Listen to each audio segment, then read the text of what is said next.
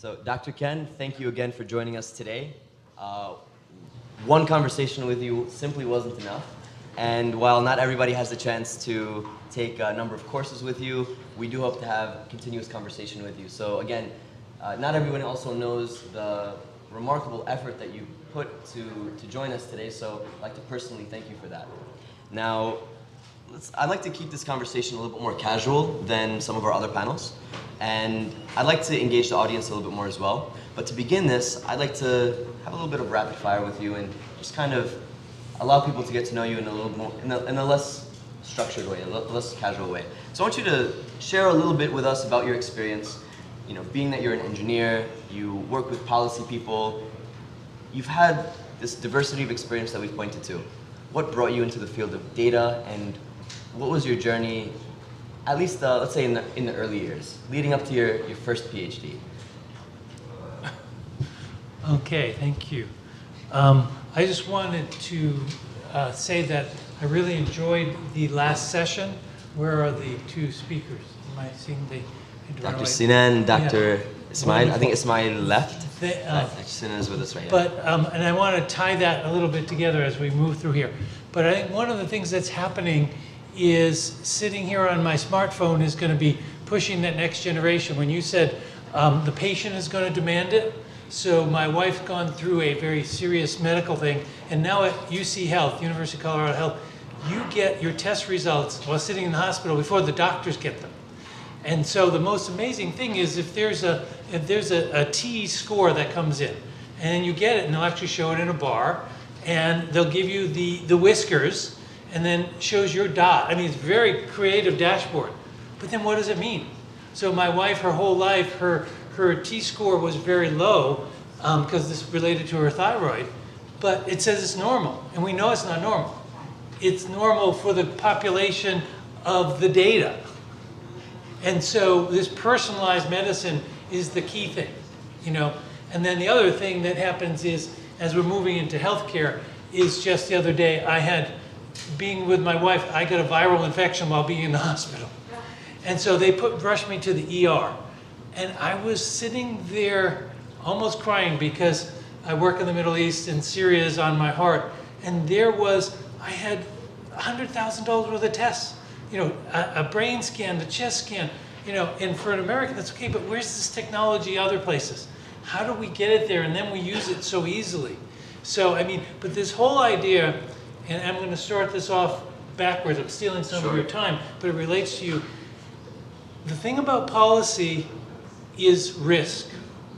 The thing about humans is risk, and I was just dealing with that myself. What is the risk? And the number one thing policymakers are not trained in, and I think physicians are not well trained in yet, is probability and statistics, but then what's called the probability side, risk analysis. And the Kennedy School was founded by Howard Rafer, who was a specialist in decision analysis. So the whole idea of how we make decisions, if you think about it, it's based on risk. When you rent a car, do you take the extra insurance, the collision insurance? If you don't know, it's already on your credit card. So you're worried about that. All these, we take risks. We have to understand, what do statistics mean? That's the danger of big data, is if we just get more data but we don't know how to use them, we're going to make mistakes. So it's really important in communicating to decision makers what is risk and how do we use that in our life. And so that's sort of my main message to this group today. Big data is great. So now you get what we call long tails. We now understand that. But then how do you decide things? What do we do if we know there's a 10% chance by 2050 the UN will be flooded? Should we go spend money to build a wall to protect the UN from sea level rise in 2050? Now, we're rich here, we can do that. They spent $2 million in Boulder to put roads, to put bike paths underneath roads. With $2 million, what would we do in Mozambique? We could, you know, build so much. So when you go between cultures, your brain fries. But what should we spend money in Mozambique to develop hospitals, roads, other things? How do we bring this data in? And then the other part, which we want to make the link to the medical profession, is how do we link preventative work? We get a lot of money when there is disasters, right? That brings in the money, the telethons and things. What about nutrition? What about pit latrines, reducing diarrhea? We need more data to help policymakers understand that famous expression we have, an ounce of prevention is a pound of cure, or 100 grams, we're going to translate it for you, 100 grams for metrics. 100 grams of prevention is worth 500 grams of cure. How do we bring that in? How do we link people on the front line in the medical professions with the engineers who are designing systems? How do we make them accessible? And so one of the interesting things is we went to Ethiopia, and we went to a village, and they wanted to make these beautiful patterns to give them better food. So we were going to make cascades for them in the fields. And it turns out they didn't want that. What they wanted were roads. Why did they want roads? We said, don't you want food? Well, we can grow the food. If we don't have a road, we can't sell it. If we don't have a road, we can't get the seeds. But more importantly, with the roads, my children can go to school, and I can go to a doctor.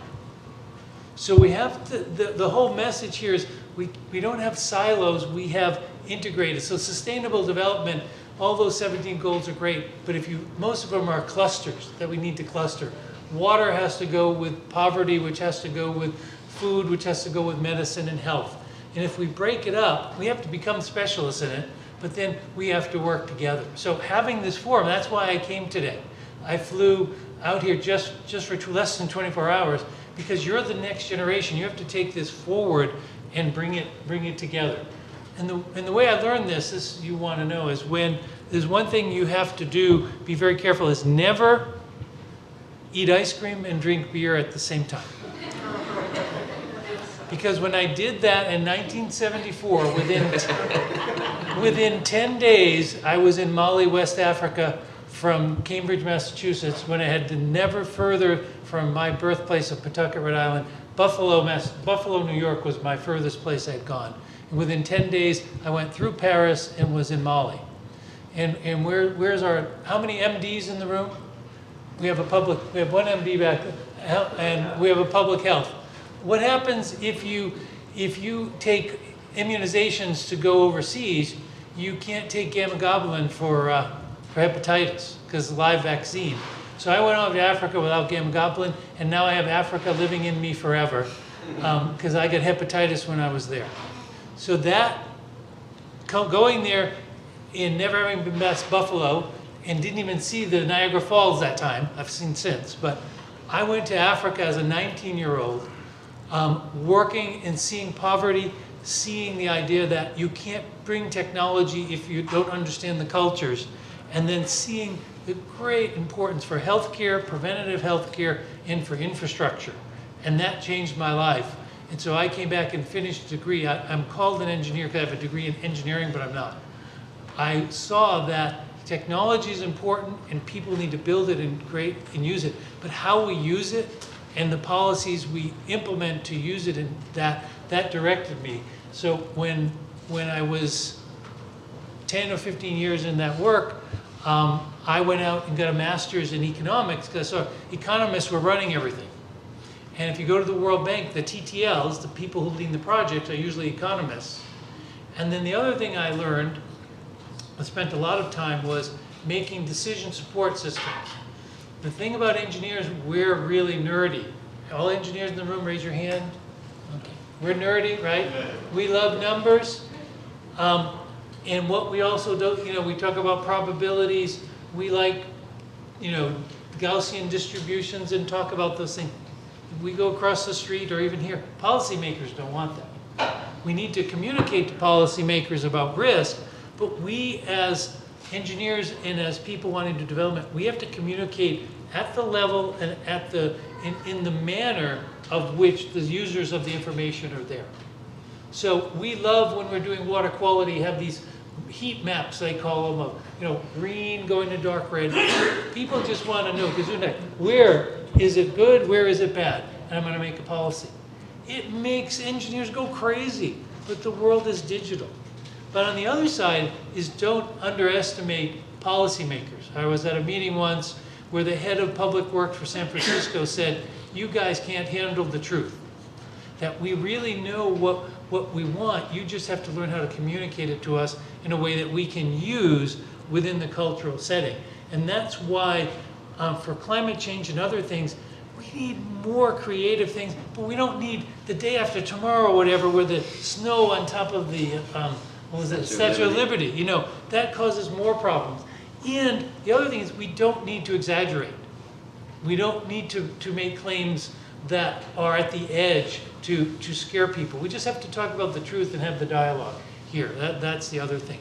So as you move, what it did, this is learning how to be policy, and that's why I spent at University of Colorado for 25 years teaching a course in water development that we welcomed students from the law school, the journalism school, the music school one time, and engineering. And all projects were, you had to be one from each of those schools working on them, and you had to do a real life project and bringing them together. And so there's the Knight Foundation for Journalists. How to get journalists to understand, because they're making the front line. And it's kind of funny, we're in the Scandinavian house. In the Nile Basin, there's quite a bit of controversy over something called the GERD, the Grand Ethiopian Renaissance Dam. And what the Swedish government has funded is bringing journalists from all the countries together to understand the problem. So I've worked with them so that they can communicate it to the population so they understand the real problem. So we have very, very complex systems. You know, the endocrine system of our body is really complex, but what does it mean? Should I take this medicine or not? And so bringing things together and teaching people, and this is the other problem is, but not being so wide that we're too narrow.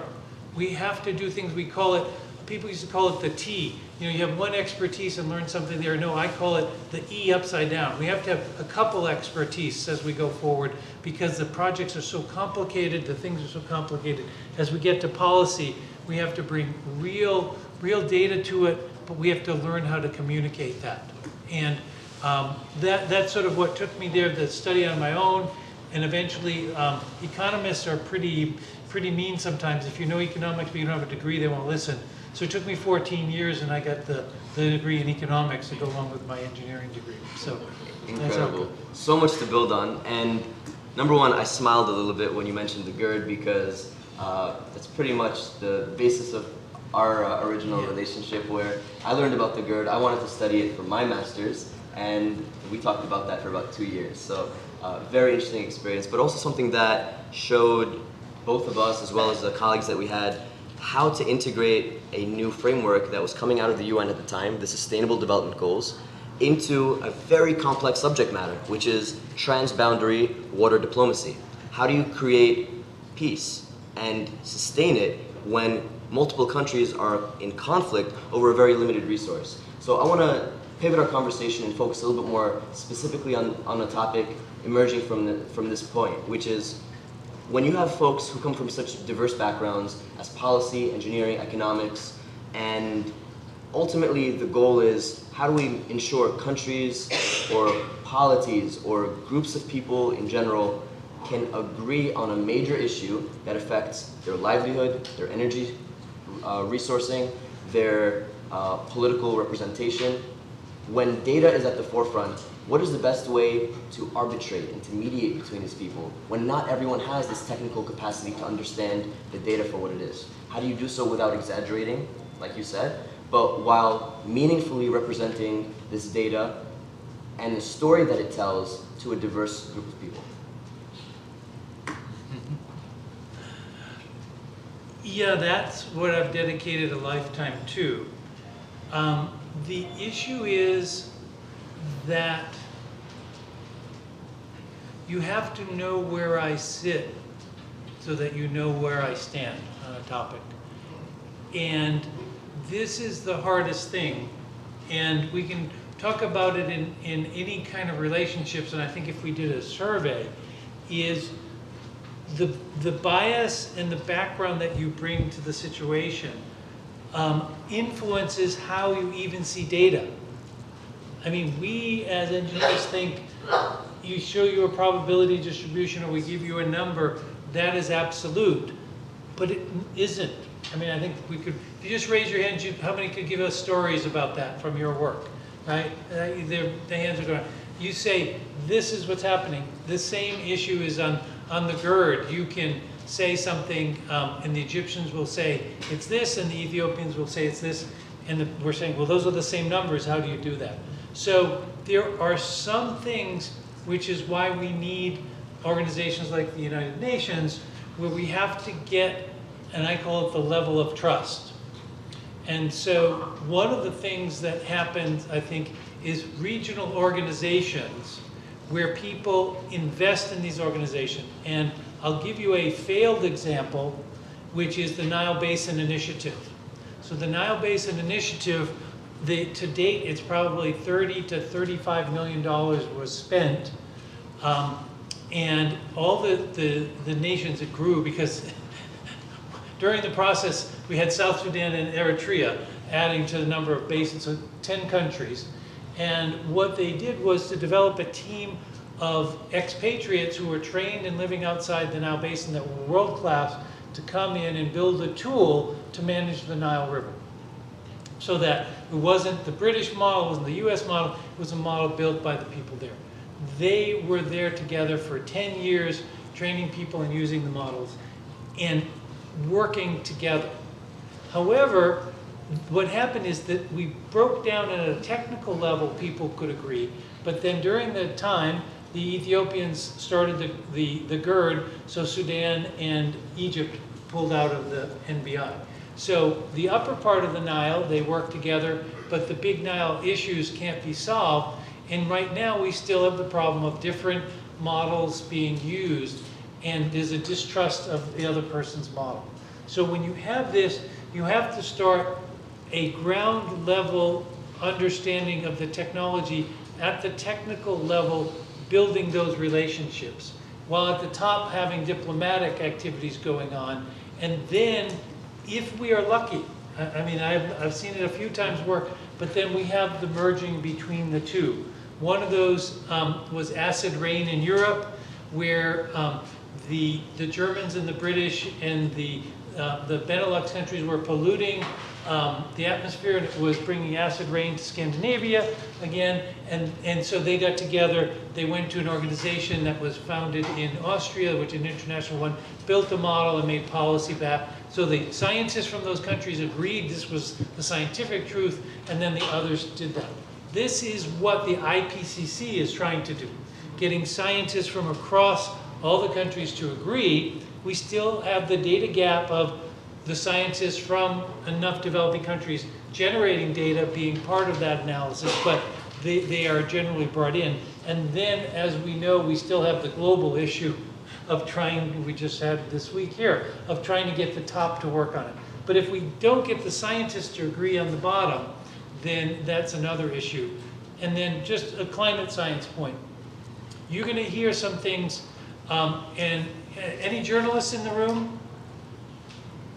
No? Well, we all read the newspapers at times. One of the things that happened one time is they had a debate in the Boston Globe. They had a climate denier and a climate science expert talk about climate change. Most people went away and thought most scientists are 50-50 on this topic, when it's not true. And the other thing is, again, this issue of who's saying what. If you ask climate scientists, people who spend their life studying it, 99% of them believe it's human caused that's doing this. There's 1%, Dick Linson down the office from me, who's very strident about it, and that's great. If you ask all scientists, it's about 70%. And the reason is geologists don't believe in reality. I mean, they believe in looking backwards, right? And they're right. They've seen all these things in the past, and they just say, these are natural variations. And what the scientists say, we've never seen anything at this rate. So what people tell you, a scientist told me. Well, the scientists know nothing. I said, if you have brain surgery, do you go to a podiatrist? They're both doctors, right? Do you go to a cardiologist for your brain? No, they're all doctors. So we have to be careful who we listen to, and we develop this consensus, technical consensus, and we can disagree. And as I put out and we started, there's just a lot of uncertainty. And we have to be honest and humble about what we know and what we don't know, and then work through that. So that's part of the issue, I think, of how we can bring that, is at the technical person-to-person level, develop a trust so that I trust you would, what you say is what you believe. We may not agree with how to act on that, but at least the data is agreed to and trusted. And what happens if you work in, we have lawyers here, so you go to court and you get two people giving technical expertise as technical experts. The court, whether it's the jury or the judge, tries to judge who they feel is more credible. And so we want to get away from that and try to say the data is agreed upon. How we act on it, we can disagree because we have different values and different backgrounds. But we're not going to change that. Otherwise, it's a boring society. So how do we move forward? Excellent question. Now, I have about 20 other questions that I would love to ask you, but time isn't really allowing for that. So I'll ask one more, and then I'll turn it to the audience for a little bit of crowdsourcing. My question is actually ironically based on a pretty narrow data set. Unfortunately, you've only won the Nobel Prize one time, but based on this data point, how could you infer that AI could be a reason for someone to win the Nobel Prize in the future? What do you want them to achieve to contribute to the benefit of humanity so that they would be deserving of winning the Nobel Prize for their work in AI? Okay, so Rami there's two people sitting right now up at the front. Rami for lying and me for enjoying it. So the Nobel Prize, I have to put a disclaimer. There were 4,000 of us that won it. And Al Gore. The organization, the IPCC won it, and they did send us a poster which is hidden in my office, and my grandkids look at it and it says, so thank you. But if I could add, one time when I went to your office, you had two really important documents framed, but on the floor collecting dust.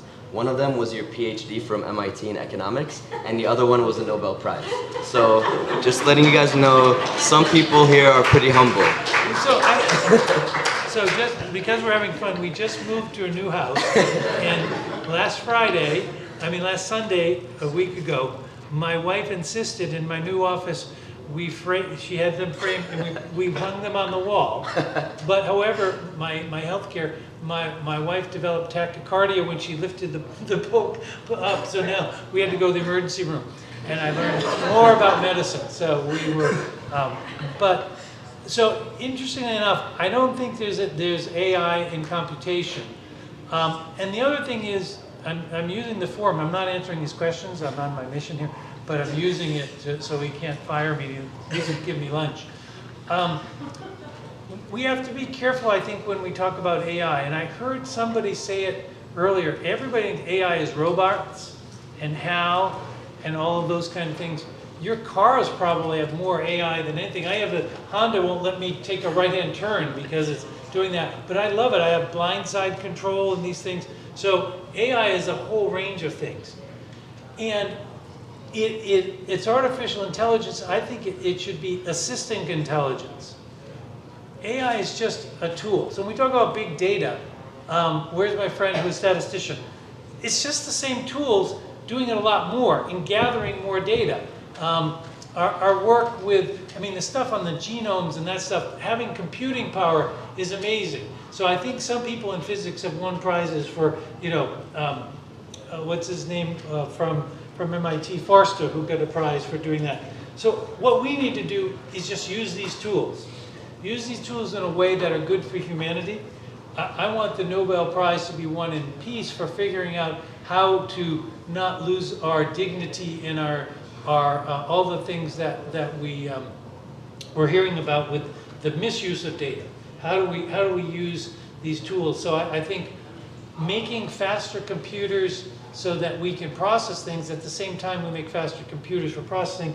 We can do face recognition more. You can check all my credit cards and figure out where I've been. So all this technology is good and evil. And so how we can get some moral structure to what can be incredibly difficult, that's where I want it to be, is something that we can learn how to use these tools in a way. And I would say most of the problems in the developing world could be 50% solved if we just were, to use a good Boston term, wicked generous. And if we all gave, there is a model called the tithe, and the average people who say they tithe, it's 2%. They don't give 10, it's average in that community that believes in the tithe, it's 2%. If we gave 10% to development, or we reverse some of the policies that are going on now, and we use our foreign aid not for geopolitics, but for aid, those kinds of things, that using the tools that are there would be helpful. So we need to, I think, figure out how to help development and use these tools in the right way, because they're there. And I've already spoke to a number of people doing wonderful things. How do we use drones properly, right? We can use drones poorly. We can use them for good. How do we use that? So it's bringing, I guess, and this is part of my view, is bringing some sense of morality to development and technology. And how do we do that? And so I studied theology on the side, and my wife has a degree from seminary.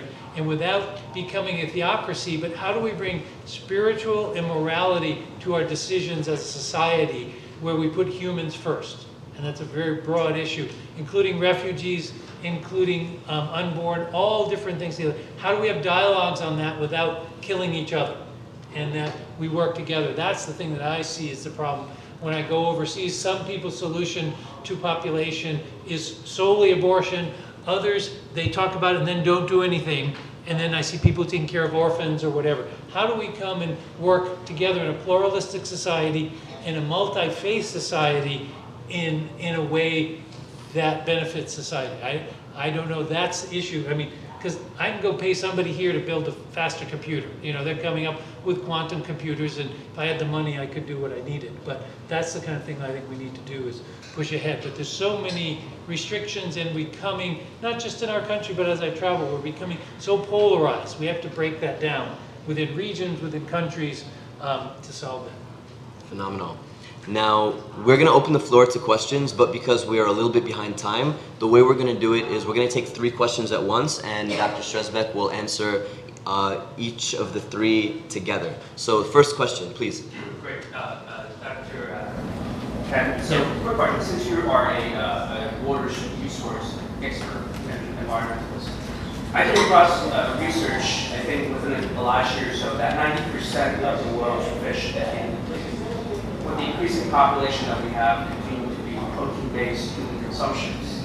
Can you share your thoughts in terms of any sort of technology that you see, whether it's cell-based or plant-based companies that's really making progress in that space? First of all, I think 2 parts of the question. Number 1 is, do you believe in these technology that will sort of replace what we can, or substitute of fish? And number 2 is, any companies that you see are making really great progress on this thing? Okay, so just to recap, the first question is, are there technologies to replace our meat and fish consumption, and which players are winning in that space? What's the second question? The lady with the glasses? That's you. You don't look behind you. Yeah. So we briefly spoke during the break, and I think one of your concerns. Louder voice, please. Sure. We briefly spoke during the break, and one of Dr. Kent's concerns was with the generational change across industries. You were worried that a lot of the institutional knowledge was kind of leaving the field. So if you were to arm sort of this next generation, where are your deepest concerns in terms of that institutional knowledge that we're not capturing quickly enough? Okay, so the idea is how to arm tomorrow's generation with the institutional knowledge that is depleting today. Or more so, specific areas that you think where the institutional knowledge is not being captured by technology, and we need to kind of rush towards that, specific industry or area within water management or climate change to kind of capture that. Excellent, thank you. And one third question, gentleman with the blazer. So I really appreciate your emphasis on risk. I spent 30 years as a risk manager, so that's great. And communication is absolutely key. Uncertainty is key. So the question is about a risk metric that includes uncertainty. So you can do this because you can put whatever uncertainties there are in climate sensitivity, which is what you were talking about with Richard or whatever it is. You can, with sufficient computing power, build a set of scenarios which includes all of these uncertainties, and then what to accept here is the confidence level in the distribution that corresponds to that risk appetite. So the risk tolerance level itself is a policy decision, but the number depends simply on the computation. So my question is that something that you think is a reasonable thing to do? All right. So in other words, can we provide a window of how much risk a policy person should be willing to accept, and then how best to act on that with the technologies available? Perhaps I missed it. I don't want to misquote you. I think I can. Yeah. It's a little bit nerdy question, but we will make it broader answer. Okay, let me go back to the fish. To answer that, my two brothers are famous fishermen. One lives on Connecticut on one side of Long Island Sound, and one lives in New York. And they have seen in the last 5 years the striped bass population plummeting. And one of the problems is, so this is related to management. And one of the most famous of all sustainable development work, and if you read Bill Clark's book on sustainability, it's in there, who was his co-advisor at Harvard. It is about managing fish stocks. So we know what to do. It's the tragedy of the commons problem. So what we're doing is, you've seen all the work on plastic, we're polluting the oceans. The Gulf of Mexico, we're polluting because, so we ought to be careful when we say, oh, let's go make vegetables. And the good news now is Burger King has the Impossible Burger. Did you know that? It tastes like the other burger. Take your friends, switch it up, you can't even tell. So, but to get that low-cost vegetable, we pollute like crazy the Mississippi River system with fertilizers and pesticides, which are ending up in the Gulf of Mexico, and we're getting hypoxia there. So it's always a trade-off. So what is the worst thing? So we need to look at how to balance things. And I'm not an expert on fish, but I'm an expert on water use and diet. And so for an example, did you know that a Coca-Cola uses 10 times as much water as beer? Because Coke has sugar in it. And if it's corn syrup sugar, it's irrigated corn, so that uses a lot of water, where if you make beer the way the Germans did, you just throw hops in the water. So there was a Swiss report that said, drink beer, not Coke. There's many reasons for not doing that, or not drinking either of them. But the issue is looking at the diet. If all the Chinese right now eat 2 more eggs a day, that's going to change the whole world. If they go to adding meat in their diet. So it affects climate change from emissions as well as water, our diet. So that is an important issue there that we need to look at, which is very complex. And how do we tell people what to do? And we need to be volunteer, and we need to educate, which is there. The other thing about institutional knowledge, one of the things that's happening in climate change is seed companies. You know, we've heard about GMOs, and that's a really good discussion sometime to talk about that. But seed companies are now storing seeds away there's a couple in Norway and other places where it's cold, because we need the germplasm, because they may be the way to produce the food later when the climate has changed to something we haven't seen. So that institutional knowledge. The other thing in Africa particularly is, what is the indigenous knowledge of how we dealt with droughts before? So there's a lot of things on how we survived before. How can we use that? The problem is, we're bringing, and this is the word I use, Eurocentric lifestyles to African-centric worlds. And it's a clash. And my friend from South Africa, that's the whole point, is it's a little bit aside, and I'm pushing institutions, but I have a really good friend who worked in the foreign ministry. And as soon as the ANC took over the foreign ministry, it acted like a tribe system, where your cousin was appointed. It wasn't immoral. As a Westerner, we thought that was immoral. And he realized what it was. It was Afrocentric view versus Americentric view.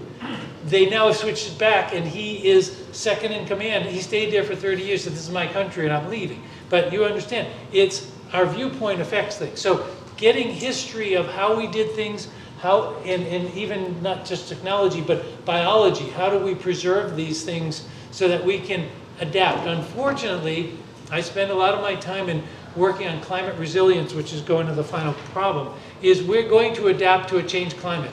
We are changing the climate. How much is the question? So how do we adapt to that? That adaptation needs to come from historical things as well as things we're going to generate.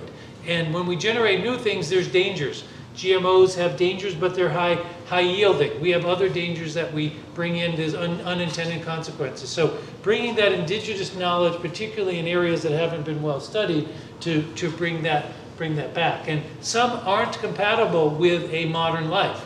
And so we have to make those choices, which are hard.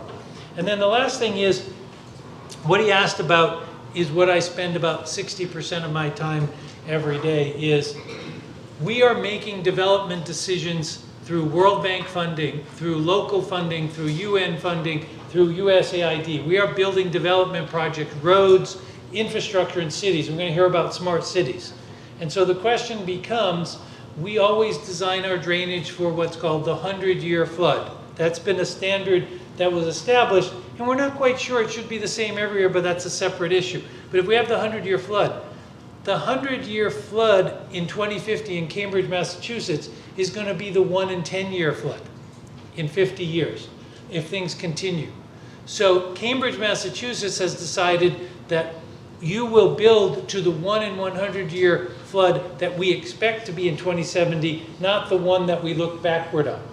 The city of Lexington, Massachusetts, home of the famous start of the Revolutionary War, they said, we're not going to look at 100 years to design our system. We're going to look at the last 30, which means one more inch for flooding there.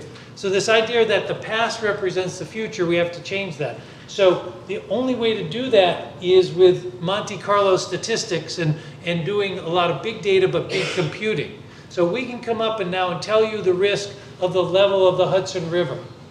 The question then becomes, and I was involved with after Katrina, after Hurricane Sandy, which was an extreme event, how do we design the next system? For Sandy to come again? For a double Sandy? What can we afford? Those decisions are culturally sensitive. So in the Netherlands, they've gone to the 10,000-year flood because they're below ground and they're sensitive to that. In most of Africa, on the books, is the 1 in 50-year storm, not the 1 in 100-year storm, because they can't afford it. But they never even build to the 1 in 50. So just putting into place. So what do we do? How far can we look in the future? And there's a concept in economics called discounting, which is the opposite of compounding. So $1 to me in 50 years is less than now. And that's really bad because that's that intergenerational issue. We care less about our grandchildren than we do about our children and about ourselves. So how do we have this intergenerational? And there's even one person who won the Nobel Prize, Tom Schelling, in economics, who said some of our total focus on climate change is almost racist because we have problems in most of the world, non-white now, with development, and we're not worrying about that. We're worrying about, will there still be snowing in Aspen so we can ski in 100 years? We have to take into account this intergenerational. And I'm coming back again, and this is what's really hard. And we saw a bunch of people who are going to be speaking at the General Assembly and whatever. It's about values and morals, and how do we bring that into it? And that's what that is with risk. What is the risk I'm willing to take to prevent something from happening? And the poor don't even have that luxury. They live with the risk that others have put on them. So we protect the floodplain, but then the poor in La Ceiba, Honduras, who have nowhere else to go, they build their homes on the levees we built for the floodplain, so when the flood comes, they get killed because we don't give them proper housing. And then the rich build on the coastline, and then we spend money to protect the rich houses when they shouldn't be there. So, I can go on and on those stories, which are how do we do it? And then the last question that's really hard is no one left behind is a nice word, but we can't do it. To spend the money so that one person, this doesn't happen, we're going to have no money for anything else. So we have to live with the largest number of people that we can do good for. And that's hard to do. And so how do we do that in public health, in education, and all of those things? And my last thing as a water person, if I don't get to say anything else, is building schools for girls in Africa and the developing countries is much more important than anything else you could do. That's...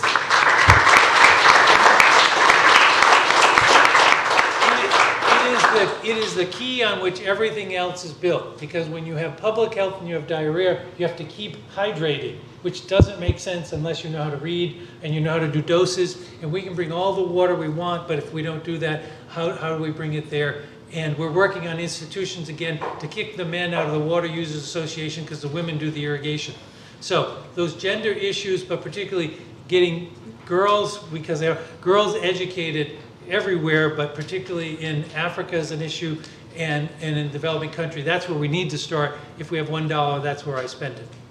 Phenomenal. So not only is AI a very human experience, but it needs to be approached in an interdisciplinary, cross-cutting way. Dr. Strzepek, thank you so much for joining us today.